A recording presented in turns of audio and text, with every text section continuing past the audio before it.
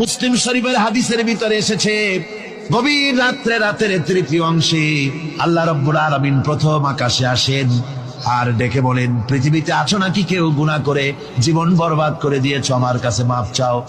ঋণগ্রস্ত আছো, অসুস্থ আছো, অপমানিত আছো, কে আছো মাজলুম, আমাকে ডাকো, আমার কাছে বলো, আমি ডাকের সাড়া দেব, জীবনের আশা পূরণ করে দেব।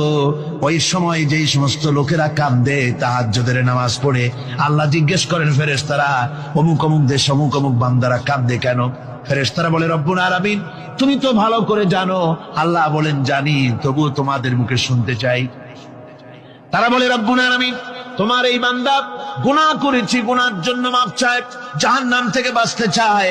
আল্লাহ পাক বলেন, ফেরেশতারা আমার এই বান্দারা আমারে দেখেছে নাকি? বলে দেখে নাই। বলে আমার দোজখ দেখেছে নাকি? বলে না, তাও দেখে নাই। আমার বেহেশত দেখেছে নাকি? বলে না, তাও দেখে নাই।